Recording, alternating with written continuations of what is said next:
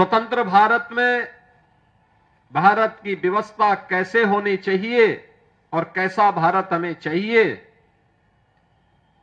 भारत के अंदर की उन सभी रियासतों को जिनकी संख्या देश के अंदर उस समय 567 थी, इन 567 रियासतों को भारत गणराज्य का हिस्सा बना करके वर्तमान भारत का जो स्वरूप है, अगर सही मायने में कहें तो इस वर्तमान स्वरूप के शिल्पी के रूप में यह भारत सदैव लौह पुरुष सरदार वल्लभ भाई पटेल का स्मरण करेगा।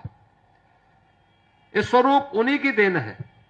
हर व्यक्ति जानता है, जूनागढ़ का नवाब, हैदराबाद का निजाम नहीं चाहते थे कि भारत गणराज्य में शामिल हो, क्योंकि जब ये देश आजाद हो रहा था, टू नेशन थ्योरी को अंग्रेजों ने जब देश के अंदर लागू किया, तो ब्रिटिश हुकूमत ने उस समय देशी रियासतों को इस बात की स्वतंत्रता दी कि वे भारत गणराज्य में शामिल होना चाहें या पाकिस्तान में या अपना स्वतंत्र अस्तित्व बनाए रखना चाहें, यह उनको स्वतंत्रता दी गई थी।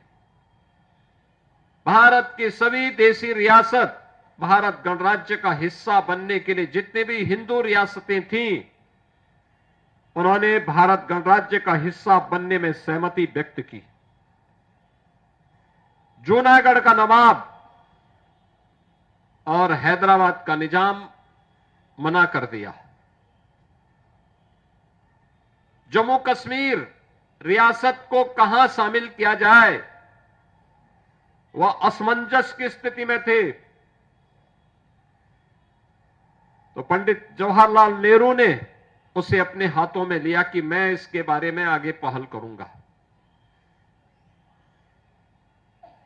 जूनागढ़ और हैदराबाद को भारत का हिस्सा बनाना है और एक रक्तहीन क्रांति के माध्यम से केवल सरदार साहब की सूझबूझ के परिणाम स्वरूप ये दोनों रियासतें भारत गणराज्य का हिस्सा बनी।